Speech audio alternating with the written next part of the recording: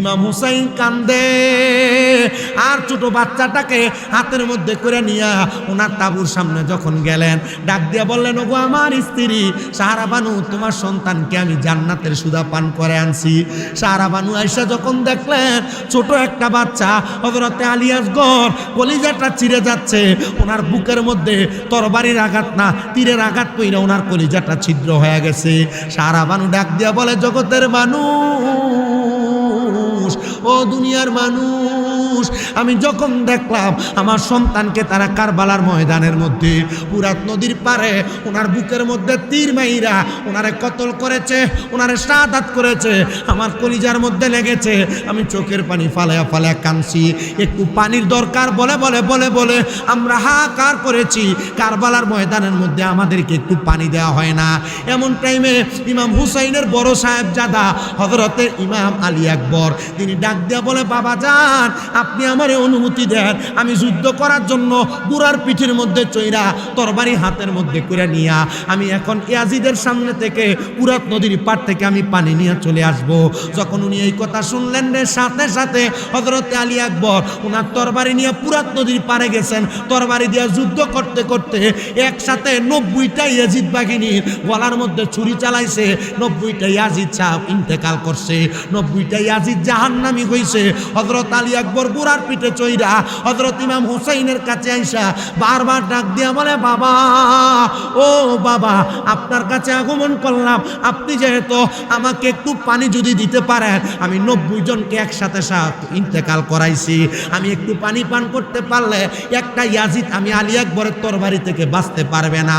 এই কথা শোনার সাথে সাথে হযরতে আলী আকবরকে ইমাম হুসাইন ডাক দিয়া বলে, বাবা, যদি পানি দিতে পারতাম 72 জন সদস্য আহলে বায়াতের কেউ শাহাদাতের পেয়ালা পান করা লাগতো না, কেউ শাহাদাত বরণ করতো না, সবাই দুনিয়াতে জীবিত অবস্থায় থাকতো। বাবারে, দুনিয়ার পানি পান করা লাগবে না, যাও যাও কারবালাতে যুদ্ধ পরিচালনা করো। তুমি যদিও দুনিয়ার পানি না পান করো, আমার নানা মুহাম্মাদুর রাসূলুল্লাহ তোমার জন্য জান্নাতের কাউসারের পানি নিয়ে দাঁড়ায় আছে। জোরে বলেন সুবহানাল্লাহ। এ প্রিয় মুসলমান, জান্নাতের পানি নিয়ে নবীজি দাঁড়ায় আছেন। এই কথাটা হযরত ইমাম হুসাইন বলতে দেরি হযরত আলী আকবর বলে, বাবা, আমি দুনিয়ার পানি চাই না, আমি জান্নাতের পানি পান করব। সাথে সাথে চলে গেছেন। যুদ্ধ করতে করতে হযরত আলী আকবর গর্দান আলাদা করেছে, হাত আলাদা করেছে, বুকের মধ্যে তারা তীর দিয়ে আঘাত করেছে। ওই দিন ছিল 9 মুহররম বৃহস্পতিবার। ওই 9 মুহররম বৃহস্পতিবারে রাত্রবেলা সন্তান হারা বেদনা, নাতি হারা বেদনা, আত্মীয় স্বজন হারা বেদনা নিয়ে ইমাম হুসাইন ওনার তাঁবুর মধ্যে অপেক্ষা করতে লাগলেন। কিন্তু ইমাম হুসাইনের স্ত্রী হযরতে সাহারা বানু উনি যখন সজাগ অবস্থায় তাঁবুর মধ্যে বসে আছেন, ইমাম হুসাইন ওনার মাথাটা হযরত সাহারা বানুর ডান রান মুবারকের উপরে, ডান উরু মুবারকের মধ্যে রাইখা উনি গুনগুন গুনগুন করে আল্লাহ তাআলার কোরআন শরীফ পড়তেছে। ইমাম হুসাইন ডাক দিয়া বলে, এ জগতের মানুষ শুনো, আমি যখন বিপদে পড়তাম, টেনশনে পড়তাম, আমি আল্লাহ তাআলার কোরআনুল কারীম পড়তাম। আমি আমার স্ত্রীর ডান উরুর মধ্যে মাথা রাইখা কোরআন কারীম যখন তেলাওয়াত করতেছিলাম, আমার তেলাওয়াত করতে করতে হঠাৎ একটু ঘুম লাগা গেছে। হযরত সাহারা বানু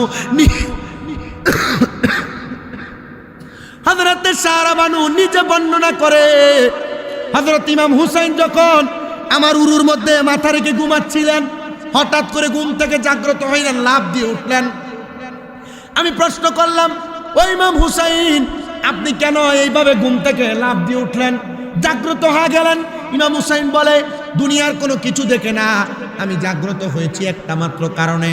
সাহারা বানু, জানো, আমি যখন ঘুমাইলাম আমি বড় মারাত্মক একটা স্বপ্ন দেখেছি।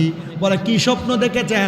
বলে, আমি স্বপ্ন দেখেছি আমার নানা মুহাম্মাদুর রাসূলুল্লাহ সাল্লাল্লাহু আলাইহি ওয়াসাল্লামের কন্যা হযরতে খাতুনে জান্নাত মা ফাতেমাতুজ জোহরা, পর্দার অন্তরালের মা ফাতেমার নামটা কেন বারবার আপনাদেরকে বলি, কারণ মহিলারা জানতে হবে, আল ফাতেমাতু সাইয়্যিদাতুন নিসাই আহলিল জান্নাহ। মা ফাতেমা হলো জান্নাতের মহিলাদের সরদারিনী। আহারে নানা গো বলে দুনিয়ার কোনো সন্তানেরা চিৎকার দেয় না, দুনিয়ার কোনো নাতি নানার জন্য এত পাগল হয় না। আমরা দুই ভাই এই কারণে আমাদের নানার পাগল, কারণ আমার নানা হলো মুহাম্মাদুর রাসূলুল্লাহ সাল্লাল্লাহু আলাইহি ওয়াসাল্লাম। জোরে জোরে বলেন আল্লাহু আকবার। হযরত ইমাম হুসাইন দৌড়ে আসলেন। আমার সাবজেক্টটা দিচ্ছেন আপনারা ইতিহাস, লম্বা ইতিহাস টানতে হবে, অনেকক্ষণ পর্যন্ত কথাটা বলতে হবে। আপনার কি ধৈর্য নিয়ে বসবেন? তাবারুক তো আছে, ঠিক না?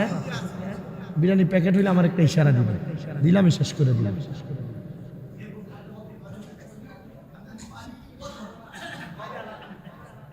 বসো না বাবা,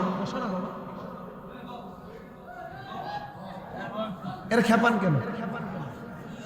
এরা খেপা কেন? সবাই পড়েন আলহামদুলিল্লাহ। হযরত ইমাম হুসাইন রাদিয়াল্লাহু তাআলা আনহু দৌড়ে আসলেন, দেখলেন ওনার বড় ভাই হযরত ইমাম হাসান রাদিয়াল্লাহু তাআলা আনহু উনি মাটিতে গড়াগড়ি করতেছেন। হযরত ইমাম হুসাইন জিজ্ঞাসা করতেছেন, হে ভাই আপনি গড়াগড়ি করার কারণ কি? উনি বলেন, ভাই মুনাফিকরা আমি ইমাম হাসানের জিহ্বার মধ্যে এরা বিষক্রিয়া ঢাইলা দিছে। শুধু বিষ দেয় নাই, এরা মনে হয় আরবের বিষক্রিয়া আঘাতের মতো গুড়ি গুড়ি পাথর এরা বাইটা আমার শরবতের সাথে পান করে দিছে। উনি প্রশ্ন করে, ভাই একবার পরিচয় দেন না, কে আপনার বিষ পান করাইছে? কে আপনার বিষের সাথে এমন নুরি পাথর যোগ করে দিছে? উনি বলেন, ভাই যদি আমি আপনাকে এখন বলি, আপনি এদেরকে আপনার তরবারি দিয়ে কতল করে দিবেন, আর আমার নানার উম্মতেরা 1500 বছর পরে যখন দুনিয়াতে আসবে, আমার নানার উম্মতের ঈমান পরীক্ষা করার জন্য দুই একটা ইয়াজিদ বাহিনী যদি না থাকে, তাহলে আমার নানার উম্মতের ঈমান পরীক্ষা করবে কেমন? হযরত ইমাম হাসান তখন আল্লাহ তাআলার কুরআনুল কারীমের আয়াত ইন্নাল্লাহা মাআস সাবিরিন আয়াতে কারিমা তেলাওয়াত করলেন, আর বললেন নিশ্চয় ধৈর্য ধারণকারীর সাথে আমার আল্লাহ তাআলা আছেন। হযরত ইমাম হাসান রাদিয়াল্লাহু তাআলা আনহু যখন এমন শব্দ ব্যবহার করলেন, ইমাম হুসাইন রাদিয়াল্লাহু তাআলা আনহু বড় অবাক হয়ে গেলেন। হযরত ইমাম হাসান ডাক দিয়ে বললেন, হে ভাই হযরত ইমাম হুসাইন রাদিয়াল্লাহু তাআলা আনহু, আপনার কাছে আমার ইন্তেকালের সময়, শাহাদাতের সময় একটাই মাত্র আবদার, একটাই মাত্র আবদার, আপনি আমার শেষ সালামটা আমার নানা মুহাম্মাদুর রাসূলুল্লাহর দরবার শরীফের মধ্যে পৌঁছা দিবেন। নবীজির দরবারে আখিরি সালাম পৌঁছে দেওয়ার কথা হযরত ইমাম হাসান রাদিয়াল্লাহু তাআলা আনহু ইমাম হুসাইনের কাছে বললেন। তো ইমাম হুসাইন রাদিয়াল্লাহু তাআলা আনহু নবীজি দুনিয়া থেকে চলে যাওয়ার পরে হযরত আবু বকর সিদ্দিক, ধারাবাহিক হযরত ওসমান জিন্নুরাইন, হযরত ওমর ইবনে খাত্তাব, হযরত আলী কাররামাল্লাহু ওয়াজহু যখন বিদায় হয়ে গেলেন, আমার নবীজির সকল খেলাফতের দায়িত্ব পালন করতেছিলেন হযরত ইমাম হুসাইন রাদিয়াল্লাহু তাআলা আনহু। আমি আমার স্যারের কাছে ঘরে বলছিলাম, বর্তমান যে রাজনীতি, এই রাজনীতি নিয়ে আমার কোনো কথা নাই, কারণ এই রাজনীতির সব তাদের মতো করে তারা পালন করে। আমি চাই খেলাফতের রাজনীতি যদি এটা থাকতো, তাহলে আমি আমার নিজের রাজনীতির কথা বলতাম। আমি এই জন্য আমার কোনো ওয়াজ মাহফিলের মধ্যে আমি আমার রাজনীতির কথা প্রকাশ করি না মুসলমান। তবে আপনাদের কাছে আমি বলে দিয়ে যাই, হযরত ইমাম হুসাইন রাদিয়াল্লাহু তাআলা আনহুর যে রাজনীতির আদর্শ ছিল, এটা ছিল খেলাফতের রাজনীতি। আমার নবীজি থেকে ধারাবাহিকভাবে সেই রাজনীতিতে আসছিল। হযরত ইমাম হুসাইন রাদিয়াল্লাহু তাআলা আনহু সুন্দরভাবে খেলাফতের দায়িত্ব পালন করতেছিলেন। ইবনে জিয়াদ নামক একটা লোক, ইয়াজিদ নামক একটা লোক, এমন অনেকগুলা লোক হযরতে ইমাম হুসাইন রাদিয়াল্লাহু তাআলা আনহুরে বলেছেন, হে নবীর নাতি, আপনি একা একা মসনদ পরিচালনা করবেন, আপনার মসনদ আমরা একা একা মানতে চাই না, আপনি আপনার মসনদ ছেড়ে দেন আর আমাদেরকে আপনার দায়িত্ব প্রদান করে দেন। ইমাম হুসাইন রাদিয়াল্লাহু তাআলা আনহু বলেন, নবীজির ওয়ারিসদার সূত্রে আমি আমার মসনদ পরিচালনার দায়িত্ব প্রদান করব, দায়িত্ব পালন করব। নবী রাহমাতুল লিল আলামিন, নবীর নাতি হযরত ইমাম হুসাইন রাদিয়াল্লাহু তাআলা আনহু যখন ওনার দায়িত্বগুলো পালন করতে লাগলেন, কিন্তু এমন টাইমে হযরত ইমাম হুসাইনকে কুফা নগরী থেকে একটা দুইটা করে 1200 মতান্তরে 1250 চিঠি প্রদান করা হয়েছে। হে ইমাম হুসাইন, আপনি তাড়াতাড়ি মক্কা এবং মদিনা ছেড়ে কুফা নগরীতে আগমন করেন। কেন? বলে আপনি যেহেতু খেলাফতের রাজনীতি করতেছেন, আপনার হাতে আমরা হাত দিয়ে বায়াত গ্রহণ করে আমরা আপনার সঙ্গে ওয়াদাবদ্ধ হব, আমরা ইসলামী খেলাফতের রাজনীতি পালন করব।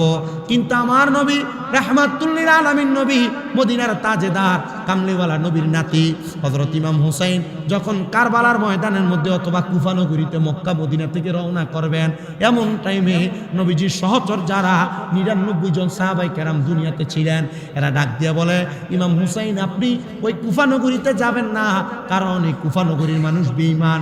কুফা নগরীর মানুষ আপনার বাবার সাথে তারা বেঈমানি করেছে, আপনার বাবাকে তারা দাওয়াত দিয়ে নিয়ে নামাজরত অবস্থায় আপনার বাবা হযরত আলীর পায়ের মধ্যে তারা তীর মেরে দিয়েছে। আপনি কুফা নগরীতে যায়েন না, এরা আপনি ইমাম হুসাইনের সাথে পর্যন্ত বেঈমানি করবে। এই কথা শোনার সাথে সাথে হযরত ইমাম হুসাইন অপেক্ষা করলেন। সর্বশেষ ওনাকে একটা চিঠি দেওয়া হইল। চিঠির মধ্যে লেখা হইল, এ হযরত ইমাম হুসাইন, আপনি যদি কুফা নগরীতে না আসেন আর আমাদেরকে বায়াত না করান, আমরা কাল ময়দানে মাশরে আপনার নানার কাছে আপনাকে আসামি বানিয়ে দিব আর বলবো, ওগো মুহাম্মাদুর রাসূলুল্লাহ, আপনার নাতিকে আমরা বারবার ডেকেছিলাম আমাদেরকে বায়াত করানোর জন্য, কিন্তু আপনার নাতি আমাদেরকে বায়াত করানোর জন্য আসে নাই। তখন কিন্তু আপনি আসামি হয়ে যাবেন। ইমাম হুসাইন নবীর সহচর যারা আছে তাদেরকে ডাকলেন আর বললেন, তারা তো আমার নানার কাছে আমাকে আসামি করবে, আমি আর ধৈর্য ধারণ করে থাকবো না, আমি এখন রওনা করব কারবালার ময়দান কুফা নগরীতে। নবীজির নাতি হযরত ইমাম হুসাইন রওনা করলেন কুফা নগরীতে। রওনা করার সময় ইমাম হুসাইন সহ মোট 72 জন সদস্য রওনা করলেন কুফা নগরীর দিকে। 72 জন সদস্য যখন রওনা করলেন, সামনে আগাবে কুফা নগরী থেকে এরা পথ ভুল করে কারবালার জমিনে প্রবেশ করেছে, কিন্তু কারবালার জমিন থেকে তারা সামনে যাইতে পারে না। ইজিদ বাহিনী তাদেরকে ঘেরাও করে রেখেছে, ডাইনে যাইতে পারে না, বামে যাইতে পারে না। ইজিদ বাহিনী তাদেরকে পাকড়াও করে রেখেছে। বলে কাহিনী কি, কারণ কি? বলে অন্য কোনো কারণ না, আপনাদেরকে এখানে বন্দি করে এই জায়গার মধ্যে হত্যা করা হবে, শহীদ করা হবে। আর নবীর নাতি বলে, তোমরা আমাকে শহীদ করবা, এই কথা আমার নানা এই দুনিয়া থেকে ইন্তেকাল করার আগে আমাদেরকে জানিয়ে দিছে। জোরে জোরে পড়েন আল্লাহু আকবার। হযরতে ইমাম হুসাইন রাদিয়াল্লাহু তাআলা আনহু তিনি যখন ওই কুফা নগরীতে গমন করার পরে কারবালার ময়দানে গেলেন, ওই কারবালার ময়দান একবারে পাকড় করে ওনাদের তাবু গাড়ানোর জন্য, ওনা খেজুরের ডাল কাটার জন্য গেলেন। খেজুরের ডালের মধ্যে তরবারি দিয়ে আঘাত করার সাথে সাথে খেজুরের ডালের ভিতর থেকে রক্ত বের হচ্ছে। খেজুরের ডালগুলাই নাম যখন মাটির মধ্যে আঘাত করলেন, মাটির মধ্য থেকে রক্ত বের হচ্ছে। হযরতে জয়নুল আবিদিন ইমাম হুসাইনের বড় শাহজাদা তিনি ডাক দিয়ে বলেন, বাবা যান, কোনোদিন খেজুরের ডাল থেকে রক্ত বের হতে দেখি নাই, কোনোদিন মাটির মধ্য থেকে রক্ত বের হতে দেখি নাই। আব্বাজি, কারণ কি, কোন কারণে খেজুরের ডাল থেকে রক্ত পড়ে আর মাটির মধ্য থেকে রক্ত বের হয়? তিনি ডাক দিয়া বলেন, অন্য কোনো কারণে না, অন্য কোনো কারণে না। এই জায়গাটা হলো সেই জায়গা যে জায়গার ব্যাপারে আমার নানা দুনিয়ার জমিনে থাকা অবস্থায় ওসিয়ত করে গেছেন। এই জায়গার নাম হলো কারবালা। আর এই কারবালার ময়দানে নবীর নাতিকে শাহাদাত বরণ করতে হবে। হযরত ইমাম হাসান রাদিয়াল্লাহু তাআলা আনহুর পরে ইমাম হুসাইন যখন জানে গেলেন, একদিন দুই দিন করে কারবালার ময়দানের সকল সদস্যরা 72 জন সদস্য একজন একজন করে বিদায় নিচ্ছে।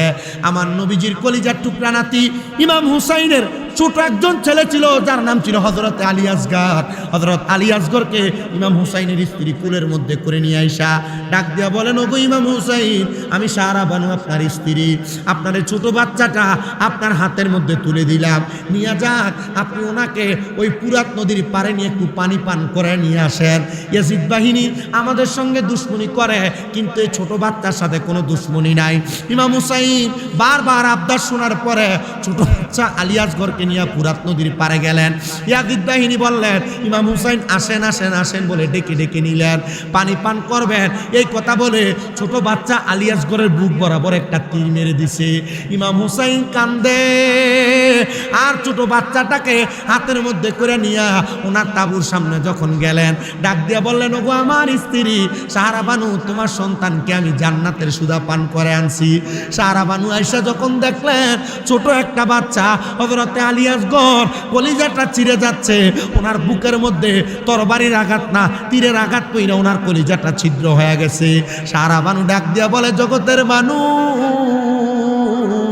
ও দুনিয়ার মানুষ, আমি যখন দেখলাম আমার সন্তানকে তারা কারবালার ময়দানের মধ্যে ফুরাত নদীর পারে ওনার বুকের মধ্যে তীর মাইরা ওনারে কতল করেছে, ওনারে শাহাদাত করেছে, আমার কলিজার মধ্যে লেগেছে। আমি চোখের পানি ফালায়া ফালায়া কাঁদছি। একটু পানির দরকার বলে বলে বলে বলে আমরা হাহাকার করেছি। কারবালার ময়দানের মধ্যে আমাদেরকে একটু পানি দেওয়া হয় না। এমন টাইমে ইমাম হুসাইনের বড় সাহেবজাদা হযরতে ইমাম আলী আকবর তিনি ডাক দিয়া বলে, বাবা যান, আপনি আমারে অনুমতি দেন, আমি যুদ্ধ করার জন্য বুড়ার পিঠের মধ্যে চইরা তরবারি হাতের মধ্যে করে নিয়া আমি এখন ইয়াজিদের সামনে থেকে ফুরাত নদীর পার থেকে আমি পানি নিয়ে চলে আসব। যখন উনি এই কথা শুনলেন রে, সাথে সাথে হযরতে আলী আকবর ওনার তরবারি নিয়ে ফুরাত নদীর পারে গেছেন। তরবারি দিয়ে যুদ্ধ করতে করতে একসাথে 90টা ইয়াজিদ বাহিনীর গলার মধ্যে ছুরি চালাইছে। 90টা ইয়াজিদ সাহেব ইন্তেকাল করছে, 90টা ইয়াজিদ জাহান্নামী হইছে। হযরত আলী আকবর বুড়ার পিঠে চইরা হযরত ইমাম হুসাইনের কাছে আইসা বারবার ডাক দিয়া বলে, বাবা, ও বাবা, আপনার কাছে আগমন করলাম, আপনি যেহেতু আমাকে একটু পানি যদি দিতে পারেন, আমি 90 জনকে একসাথে ইন্তেকাল করাইছি, আমি একটু পানি পান করতে পারলে একটা ইয়াজিদ আমি আলী আকবরের তরবারি থেকে বাঁচতে পারবে না। এই কথা শোনার সাথে সাথে হযরতে আলী আকবরকে ইমাম হুসাইন ডাক দিয়া বলে, বাবা, যদি পানি দিতে পারতাম 72 জন সদস্য আহলে বায়াতের কেউ শাহাদাতের পেয়ালা পান করা লাগতো না, কেউ শাহাদাত বরণ করতো না, সবাই দুনিয়াতে জীবিত অবস্থায় থাকতো। বাবারে, দুনিয়ার পানি পান করা লাগবে না, যাও যাও কারবালাতে যুদ্ধ পরিচালনা করো। তুমি যদিও দুনিয়ার পানি না পান করো, আমার নানা মুহাম্মাদুর রাসূলুল্লাহ তোমার জন্য জান্নাতের কাউসারের পানি নিয়ে দাঁড়ায় আছে। জোরে বলেন সুবহানাল্লাহ। এ প্রিয় মুসলমান, জান্নাতের পানি নিয়ে নবীজি দাঁড়ায় আছেন। এই কথাটা হযরত ইমাম হুসাইন বলতে দেরি হযরত আলী আকবর বলে, বাবা, আমি দুনিয়ার পানি চাই না, আমি জান্নাতের পানি পান করব। সাথে সাথে চলে গেছেন। যুদ্ধ করতে করতে হযরত আলী আকবরের গর্দান আলাদা করেছে, হাত আলাদা করেছে, বুকের মধ্যে তারা তীর দিয়ে আঘাত করেছে। ওই দিন ছিল 9 মুহররম বৃহস্পতিবার। ওই 9 মুহররম বৃহস্পতিবারে রাত্রবেলা সন্তান হারা বেদনা, নাতি হারা বেদনা, আত্মীয় স্বজন হারা বেদনা নিয়ে ইমাম হুসাইন উনার তাঁবুর মধ্যে অপেক্ষা করতে লাগলেন। কিন্তু ইমাম হুসাইনের স্ত্রী হযরতে সাহারা বানু উনি যখন সজাগ অবস্থায় তাঁবুর মধ্যে বসে আছেন, ইমাম হুসাইন ওনার মাথাটা হযরত সাহারা বানুর ডান রান মুবারকের উপরে, ডান উরু মুবারকের মধ্যে রাইখা উনি গুনগুন গুনগুন করে আল্লাহ তাআলার কোরআন শরীফ পড়তেছে। ইমাম হুসাইন ডাক দিয়া বলে, এ জগতের মানুষ শুনো, আমি যখন বিপদে পড়তাম, টেনশনে পড়তাম, আমি আল্লাহ তাআলার কোরআনুল কারীম পড়তাম। আমি আমার স্ত্রীর ডান উরুর মধ্যে মাথা রাইখা কোরআন কারীম যখন তেলাওয়াত করতেছিলাম, আমার তেলাওয়াত করতে করতে হঠাৎ একটু ঘুম লাগা গেছে। হযরত সাহারা বানু হযরতে সাহারা বানু নিজে বর্ণনা করে, হযরত ইমাম হুসাইন যখন আমার উরুর মধ্যে মাথা রেখে ঘুমাচ্ছিলেন, হঠাৎ করে ঘুম থেকে জাগ্রত হইলেন, লাফ দিয়ে উঠলেন। আমি প্রশ্ন করলাম, ও ইমাম হুসাইন, আপনি কেন এইভাবে ঘুম থেকে লাফ দিয়ে উঠলেন, জাগ্রত হয়ে গেলেন? ইমাম হুসাইন বলে, দুনিয়ার কোনো কিছু দেখে না, আমি জাগ্রত হয়েছি একটা মাত্র কারণে। সাহারা বানু, জানো, আমি যখন ঘুমাইলাম আমি বড় মারাত্মক একটা স্বপ্ন দেখেছি। বলে, কি স্বপ্ন দেখেছেন? বলে, আমি স্বপ্ন দেখেছি আমার নানা মুহাম্মাদুর রাসূলুল্লাহ সাল্লাল্লাহু আলাইহি ওয়াসাল্লামের কন্যা হযরতে খাতুনে জান্নাত মা ফাতেমাতু জোহরা, পর্দার অন্তরালের মা ফাতেমার নামটা কেন বারবার আপনাদেরকে বলি, কারণ মহিলারা জানতে হবে, আল ফাতেমাতু সাইয়্যিদাতুন নিসাই আহলিল জান্নাহ। মা ফাতেমা হলো জান্নাতের মহিলাদের সরদারি। যে মহিলারা 5 ওয়াক্ত নামাজ পড়বে, যে মহিলারা স্বামীর খেদমত করবে, স্বামীর হুকুম মানবে, স্বামীর কথা শুনবে, পর্দা করবে, বেহায়াপনা করবে না, ওই মহিলারা সেই মা ফাতেমার সাথে জান্নাতে যাবে। কিন্তু মহিলারা যদি বেপর্দা চলে, গায়ে হলুদে নাচে, দেবরের সাথে টিস করে, মহিলারা জুড়ে রাস্তায় ঘুরে, ফুচকা খাইতে বেরি বান্ধে যায়, এ মহিলা কি জান্নাতে যাবে? মা ফাতেমা কি এদেরকে সুপারিশ করবে? মা বোনেরা সাবধান, আপনারা যারা স্বামীর অনুমতি ছাড়া রাস্তাঘাটে চলে যান, ঘুরতে চলে যান, মার্কেটে চলে যান, বাজারে চলে যান, স্বামী কোনো একটু পানি চাইলে ধমক দেন, তরকারিতে লবণ হইলে স্বামী ধমক দিলে উল্টা তার মা বাপরে গালি দেন, আপনি জাহান্নামী। আর আপনারা যারা ঠিক ঠিক করতেছেন, আপনারও বেটির একটু ভুল হইলে তরকারিতে লবণ হইলে মুখ বেড়ায় মারেন, এর মা বাপ তুলে গালি দেন, দেখি না? না না হুজুর আপনি চিনেন এটা, দেখি না? সাবধান, কখনো মহিলাদের মা বাবার নাম তুলে গালি দিবেন না। কেন? নবী সাল্লাল্লাহু আলাইহি ওয়াসাল্লাম বলেন, আমি নবী হলাম মহিলাদের বাবা। আপনি যদি আপনার বউরে মুখের জি বইলা গালি দেন, তো গালি যেহেতু নবীর উপরে যাবে, ঠিক না? আপনি আপনার স্ত্রীকে মারবেন না, আঘাত করেন না। বলে কেন? আল্লাহর নবী কয়, এই স্ত্রী তোমার কাছে সাময়িক সময়ের মেহমান মাত্র, যদি তোমরা মারো এই মেহমান আমি আল্লাহর কাছে আবার ফিরে আসবে। আর আল্লাহর নবী বলে, এক একটা মেহমান আর মেয়ে যদি মাইর খেয়ে ধৈর্য ধারণ করে, আল্লাহর নবী কয় জান্নাতের 40টা হুরের খাদেমা বানানো খায় সর্দারিনী বানানো হবে এক একটা মহিলাকে। আর অনকালার বেডি জামাই একটা কইলে 14টা সময় হবে, জামাই একটা মারলে জামাই উল্টে 2টা মারে, করে কি না? করে কি না? পুরুষ নির্যাতন চলে। আপনাদের সবার কাছে আবদার, আপনি জান্নাতে যাইতে হলো আপনার স্ত্রীদের সাথে ভালো আচরণ করতে হবে। মহিলারা জান্নাতে যাইতে হলে তাদের স্বামীদের সাথে ভালো আচরণ। আপনি যদি বেফরদা ঘুরেন, জামাই থাকে বিদের সামনে ইমুতে হোয়াটসঅ্যাপে পর পুরুষের সাথে কথা কন, আর কামাইব? কথা কয় না, কাজ হবে? আর অল্প একটু সময় দিবেন, পারবেন না? আমারও কষ্ট হইতেছে, আমি কিন্তু মনে করছি একটু ঘুমামো, পারি না। কিন্তু আপনার সবে বরাত গেল, রোজা ছিলাম তো, ইফতার রানিংয়ে করছি। আমার মনে হয় যে ওয়ারুক আইসে ইফতার করছে, খুব কষ্ট হয়েছে। আইসা আবার আপনাদের এখানে খুঁজেই খানা খাইছি একরকম, বলছি যে আমাকে খানা খাওয়াই দেন। খায়া মনে করছি যাও রেস্ট করবো, তাও পারি নাই, সময় হয়ে গেছে। আমি আপনাদেরকে কারবালার যে ঘটনাটা বলতেছি, এই ঘটনাটা বলে বিদায় নিব, শেষ হইলে অসুবিধা হবে না তো? আরেকটু কষ্ট করেন, আল্লাহ কবুল করেন, আমিন করেন। একটু মোহাব্বতে দুরূদ শরীফ পড়েন, আল্লাহুম্মা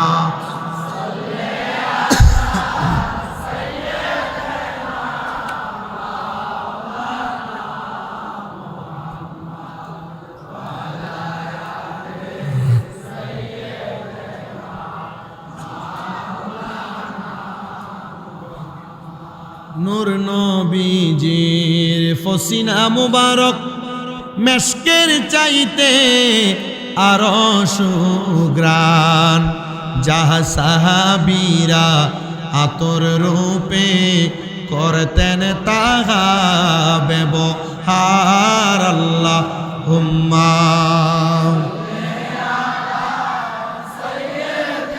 মাশাআল্লাহ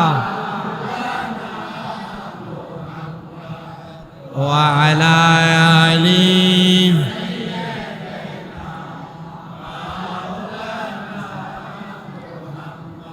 তো প্রিয় মুসলমানরা, যেই কথা বলতেছিলাম, হযরত ইমাম হুসাইন বলেন, আমি স্বপ্ন দেখলাম, আমার স্বপ্নের মধ্যে কারবালার ময়দানে সাদা রঙের কাপড় পরা, চুলগুলা এলোমেলো একজন মহিলা কারবালাতে আগমন করলেন।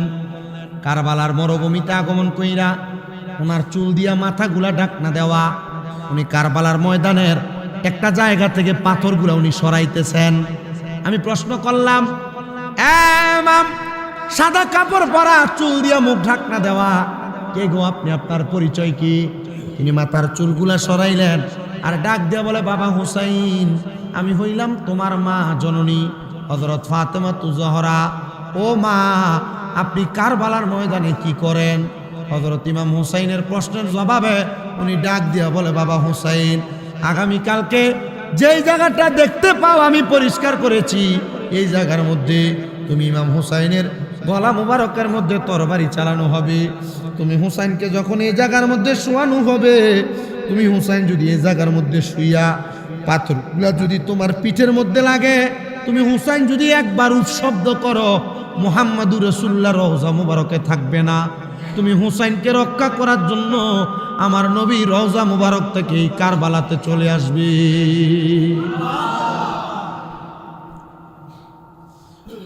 হযরত ইমাম হুসাইন ওই রাত্রে আর ঘুমান নাই।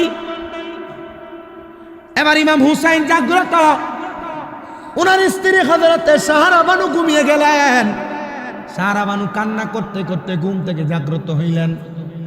হুসাইন জিজ্ঞাসা করে, এ সাহারা বানু, আপনি কেন কান্না কাটতে করতে ঘুম থেকে জাগ্রত হইলেন? সাহারা বানু ডাক দিয়া বলেন, স্বামী হুসাইন, আমি বড় মারাত্মক একটা স্বপ্ন দেখেছি গো।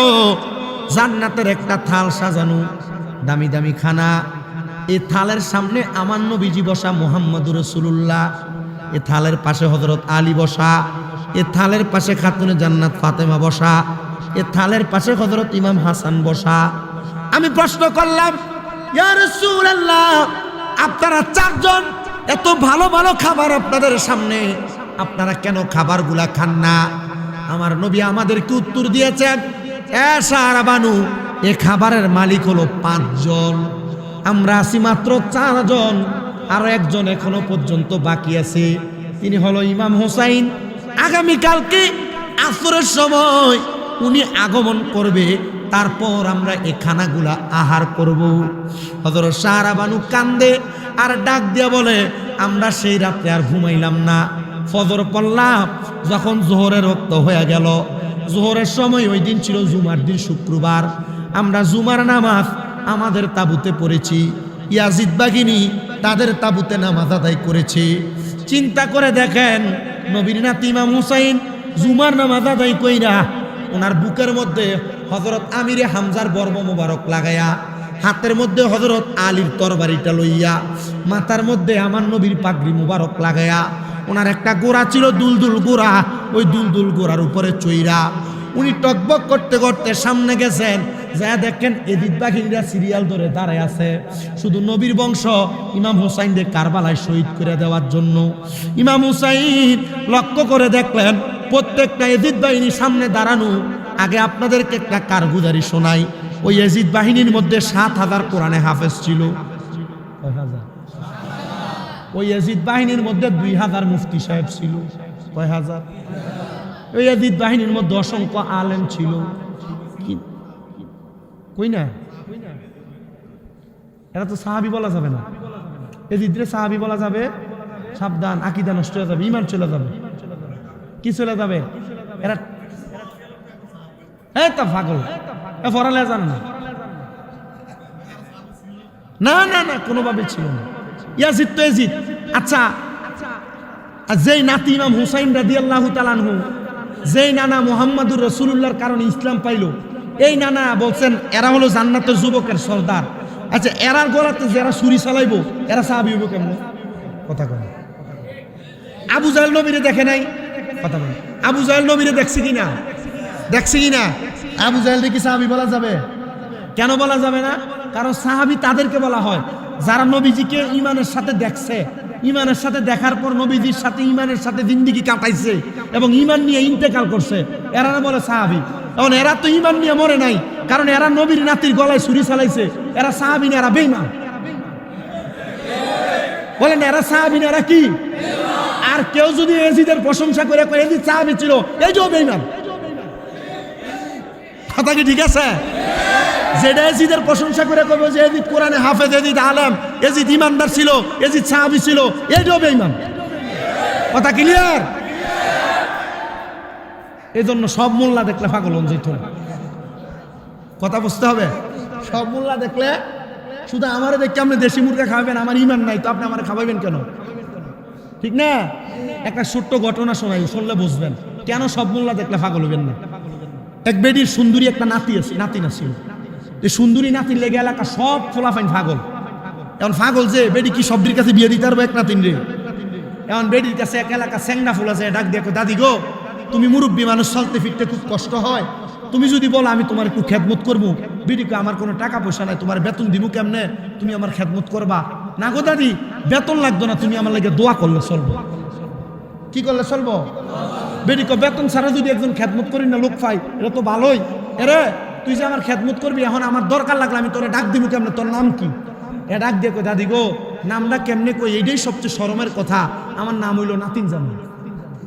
নাম কি? জোরে কর না। তো বেটি ফানি লাগলো ডাক দে, নাতিন জামাই কই একটু পানি দাও। বেটি খানা লাগলো কয়, নাতিন জামাই কই একটু পানি দাও। যখন বারবার এই কথা কয়, 2 সপ্তাহ পরে নাতিনদারে হাতে করে ধরে নিয়ে কয়, দাদি তোমার নাতিনদারে আমি খুব ভালো পাই, তাই আমি বিয়া করতাম। তুমি যদি কো, আরে ফোনদা তুই 2 সপ্তাহ আমার খেদমত করে আমার নাতিনরে ফড়াইছ বিয়া করবার লাগিয়া, যা তুই আর খেদমত করা লাগতো না। দাদি গো আমার তারাই দিবা, তাই তো আমার ভালোবাসে। এখন আমার যদি তুমি তাইরে না দো, তাই তো আমার লোক যাইব গা। কত ভালো ভালো যাচাই হাতে ধরিয়া নাতিন লয়ে গেছে দৌ। বেডি ডাক দিয়ে কয়, এলাকার মানুষ আমার নাতিন লই, আমার নাতিন জামাই ফলে জাগা একটু ধরো। এলাকার মানুষ ধরে, এই বেডি করে বেডি নাতিন লয়ে নাতিন জামাই যাইতো না, তরে লয়ে নিয়ে যাইতো। এমন এ চিত্রে সাহাবি কয় যারা পাঞ্জাবি ঠিক, টুপি ঠিক, নামের হুজুর, নাতিন জামাইয়ের মতো ইমান সো। কথা কন না? আর কিছু বুঝার লাগবো?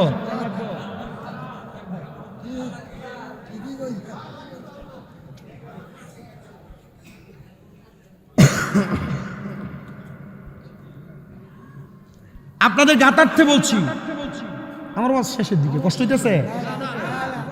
আমার কাছে ভাল লাগতেছে কি জানেন, আপনারা যে এই পরিবেশে, মানে আমি কিন্তু কষ্ট করে ওয়াজ করতেছি যে মাইক, আমি কিন্তু আগেই বলছিলাম, আমার ওই সাদ্দাম ভাই মনে হয় না, হ্যাঁ আমি বলছিলাম যে মাইকের সাউন্ড সিস্টেম যেন একটু ভালো হয়, কইছিলাম।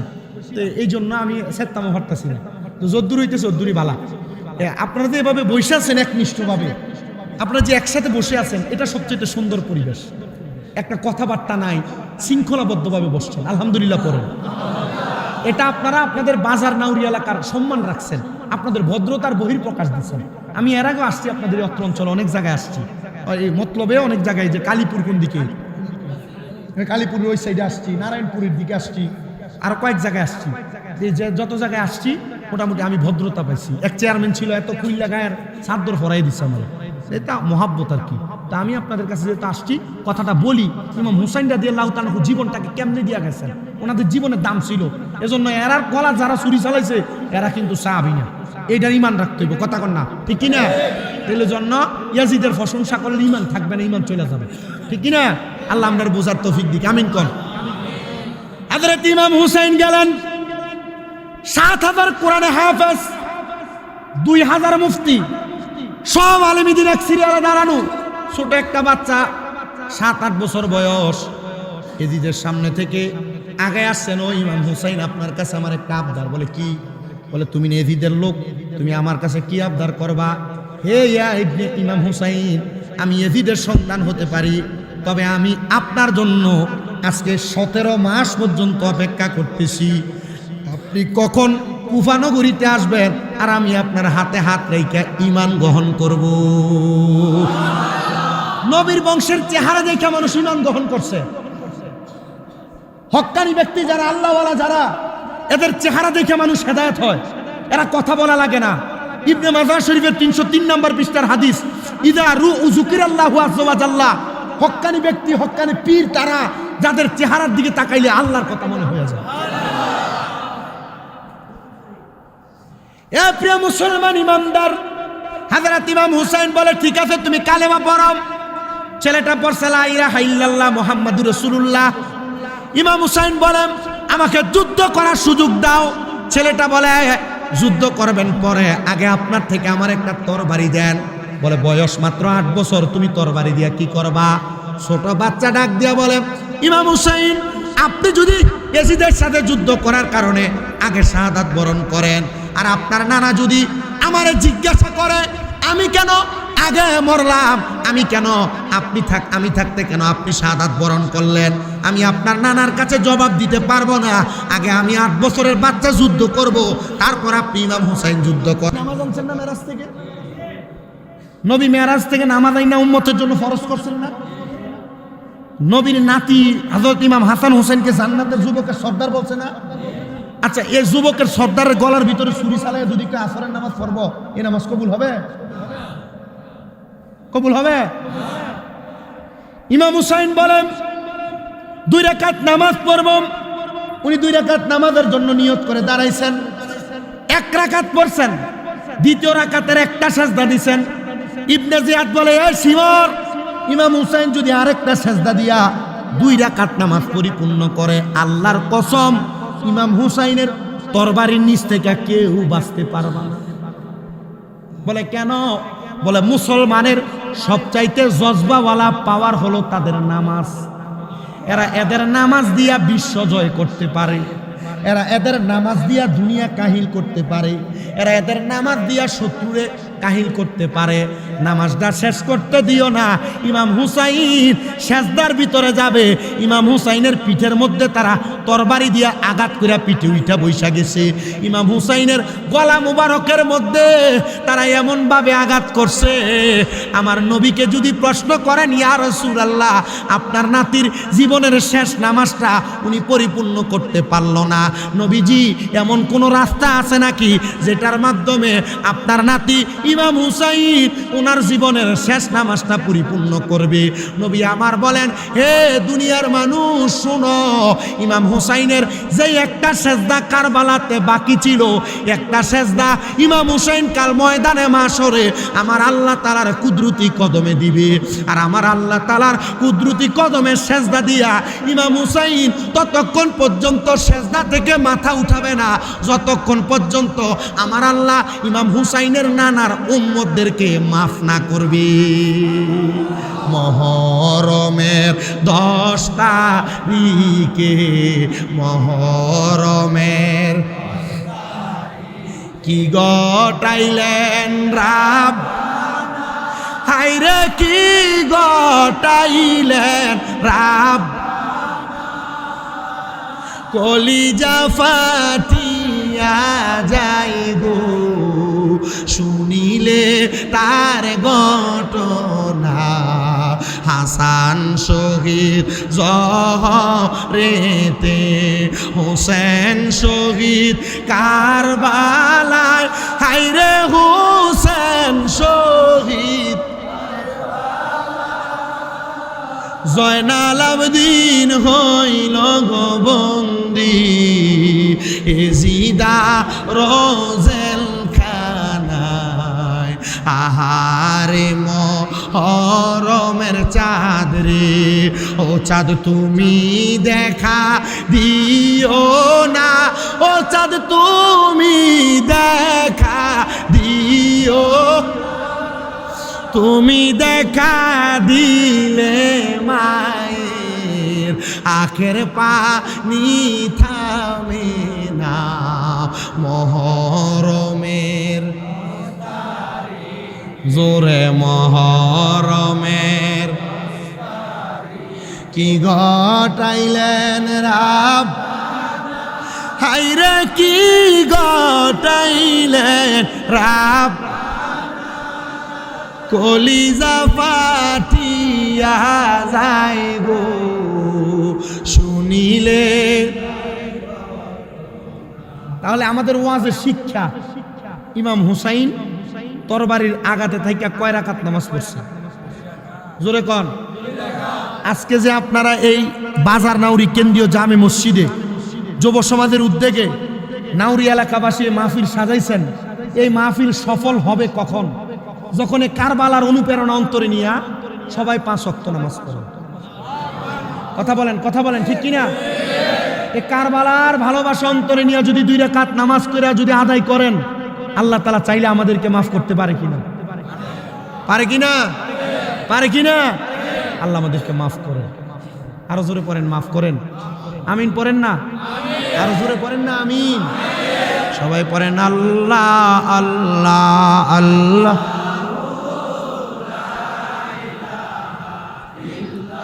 ও আল্লাহ আল্লাহ। সুন্দর, ভালো হয়েছে, লিখে দিছি। আপনাকে দেখিলে নবী গো যকয় হারাম, স্বপ্নেতে দিয়েন দেখা হাবিবি দুজা হান নবীজি আল্লাহ।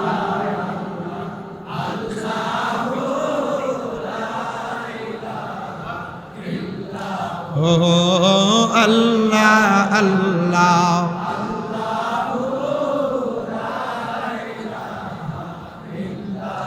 আরবের মরুর দেশে বাবা আব্দুল্লাহর ঘরে, মা আমেনার নুরানি কুলে আসলেন নবী, যে নবীজি আল্লাহ আল্লাহ জোরে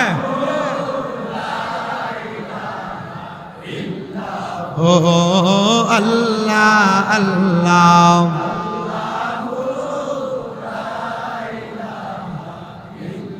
হাজারো দুরুদ হাজারো সালাম নবী দরবারে আপনার, এ দয়া করে কবুল করেন সালাতু সালাম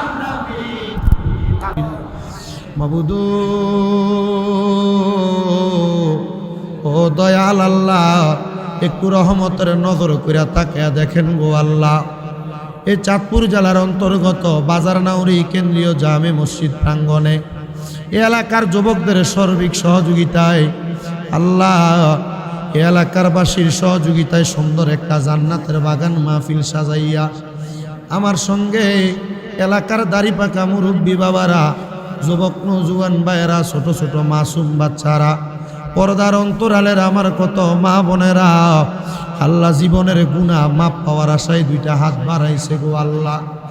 যার হাত তোমার দরবারে মায়া লাগে, পছন্দ হয়, ওই হাতের উসিলে আমাদের প্রত্যেকের জীবনের গুনাহ তুমি মাফ করে দাও মাবুদ। আল্লাহ আমরা গুনাহগার, আমরা বদকার, আমরা সিয়াকার। আমার পর্দার অন্তরালে কত মা বোনেরা হাত বাড়াইছে, কত ভাই বাবারা হাত বাড়াইছে।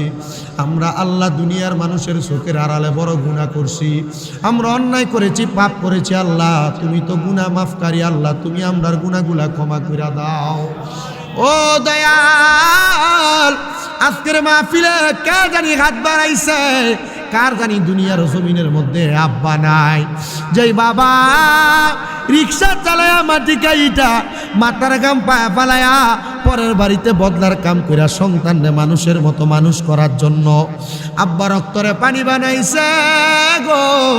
যাদের এমন আব্বা কবরে, আব্বার কবরে জান্নাতের বাগান বানিয়ে দাও মাবুদ গো। কে জানি হাত বাড়াইছে, কার জানি দুনিয়ার জমিনের মধ্যে মা নাই। আইরে মা, যেই মা 10 মাস 10 দিন গর্ভে ধারণ কইরা সন্তানের প্রসব বেদনা সহ্য করতে মার বড় কষ্ট হইছে। আল্লাহ এমন মা যাদের কবরে আমার কবর জান্নাতের বাগান বানিয়ে দাও মাবুদ ও দয়াল আল্লাহ। যাদের মা বাবা বেঁচে আছে হায়াতে তুইও বা নসিব করে দাও, মরিয়া গিয়াছেন আল্লাহ ওই আল্লাহ যারার মা বাপ মাফ করিয়া দেন না গো আল্লাহ কবরে রাজাব। আম্মায়া আব্বা আছে যারার কবরে তাদেরকে রাই কেন গো মায়ার নজরে। আল্লাহ কার জানি মা নাই, কার জানি বাবা নাই, আল্লাহ তাদের মা বাবার কবর জান্নাত বানিয়ে দাও। যাদের মা বাবা বেঁচে আছে হায়াত বাড়াইয়া দাও, আম্মা আব্বারে সুস্থ বানিয়ে দাও। আমাদের প্রত্যেকের মনের আশাগুলা তুমি পূরণ করে দাও আল্লাহ। আমার যে মায়ের জন্য আমার দাওয়াত করে আনছে, ওনার একটা মেয়ে অসুস্থ, তিনার মেয়েরে সুস্থ বানিয়ে দাও। ওনার একটা নাতি মারা গেছে, নাতিটারে তুমি মাফ করে দাও। একটা নাতি বিদেশে আছে, তারে তুমি কবুল মঞ্জুর করে নাও। বিশেষ করে আমার কাউসার স্যার দোয়া চাইছে, ওনারে তুমি কবুল করে নাও আল্লাহ। বিশেষ করে আমার সাদ্দাম ভাই আমার যে মামা ওনারা দাওয়াত করে আনছে, ওনাদের দাওয়াত তুমি কবুল মঞ্জুর করে নাও আল্লাহ। বিশেষ করে আজকের মাহফিলের মধ্যে যারা টাকা দিয়া, পয়সা দিয়া, শ্রম দিয়া, বুদ্ধি দিয়া, পরামর্শ দিয়া, গায়ে খাইটা পর্যন্ত সহযোগিতা করেছে আল্লাহ, প্রত্যেকের সহযোগিতা তুমি কবুল ও মঞ্জুর করে নাও। পর্দার অন্তরালে আমার অনেক মা বোনেরা হাত বাড়াইছে, আমার মা বোনদেরকে তুমি কবুল করে নাও আল্লাহ। যে যুব সমাজ কষ্ট করেছে আল্লাহ ভলান্টিয়ারের দায়িত্ব পালন করেছে, আল্লাহ তাদেরকেও তুমি কবুল ও মঞ্জুর করে নাও। ইমাম হুসাইন যেমনভাবে নামাজ আদায় করেছে শাহাদাতের 1 সেকেন্ড আগেও, আল্লাহ আমাদেরকে তেমন নামাজি হিসেবে তুমি কবুল করে নাও। এলাকার প্রত্যেকটা প্রবাসী যারা বিদেশে আছে আল্লাহ তাদেরকেও তুমি কবুল করে নাও। এই এলাকার উপরে নাউরির উপর তোমার খাস রহমত বরকত দান করে দাও। সোনার বাংলাদেশের উপর তোমার খাস রহমত বরকত দান করে দাও। আল্লাহ ফরিয়াদ তোমার দরবারে গো আল্লাহ, আমার কলিজার টুকরা নুমান ভারতের আসামে বাড়ি, আল্লাহ আমার নুমানে দোয়া চাইছে, একটা দোকান দিয়েছে বাছাই এন্টারপ্রাইজ, আল্লাহ আমার নুমানদের বাছাই এন্টারপ্রাইজ এই দোকানটার ব্যবসা বাণিজ্যে তুমি বরকত দান করে দাও। আল্লাহ তার ব্যবসা বাণিজ্যের মধ্যে তুমি তারাক্কি নসিব করে দাও। ফরিয়াদ তোমার দরবারে আল্লাহ, ও মাবুদ করওয়ারে দিগারে আলম, কিছুদিন পরে 12 ফেব্রুয়ারি বাংলাদেশে জাতীয় নির্বাচন হবে। জাতীয় নির্বাচনের মাধ্যমে আল্লাহ যাদের দ্বারা বাংলাদেশের মানুষের উন্নতি হবে, উপকার হবে, এমন একটা দলকে ক্ষমতায় দিয়া আল্লাহ বাংলাদেশের মানুষকে, বাংলাদেশের পরিস্থিতিকে আপনি শান্ত করে দেন। ও দয়াল ফরিয়াদ তোমার দরবারে গো আল্লাহ, আমরা গুনাহগারেরা হাত বাড়াইলাম, আমাদের জীবনের গুনার দিকে না তাকাইয়া বারবার মক্কা মদিনা তাওয়াফ জিয়ারত নসিব করায়েন। আল্লাহ এই এলাকার সাবেক চেয়ারম্যান জনাব আবুল হোসেন খন্দকার হুজুর, উনি চেয়ারম্যান সাহেব ইন্তেকাল করেছে, ওনার জন্য দোয়া চাওয়া হয়েছে। আল্লাহ ওনাকে আপনি জান্নাতের আলা মুকাম নসিব করে দেন। ফরিয়াদ তোমার দরবারে আল্লাহ, যারা যারা দোয়া চায় প্রত্যেকের খাস দোয়া তুমি কবুল করে নাও। মা বোন মুরব্বী বাবা যুব সমাজ সবাইকে কবুল করে নাও। যারা আসতে পারছে তারাই কবুল করো, যারা আসতে পারে নাই তাদেরকেও মাফ করে দাও। আল্লাহ আমাদের প্রত্যেকের মনের নেক আশা পূরণ করে দাও, আমাদেরকে সহি সালামতে পৌঁছার মতো তৌফিক দান করে দাও। মরণ দিবা দুঃখ নাই, বেঈমান বানায়া মরণ দিও না। মরণের আগে নবীজির নূরানি চেহারা মুবারক দেখতে দেখতে আখিরি জবানে মধুর কালেমা পড়ে দিয়েন, লা ইলাহা ইল্লাল্লাহ মুহাম্মাদুর রাসূলুল্লাহ সাল্লাল্লাহু আলাইহি ওয়াসাল্লাম। আসসালামু আলাইকুম ওয়া রাহমাতুল্লাহ। আস্তে আস্তে ওঠেন, আস্তে আস্তে।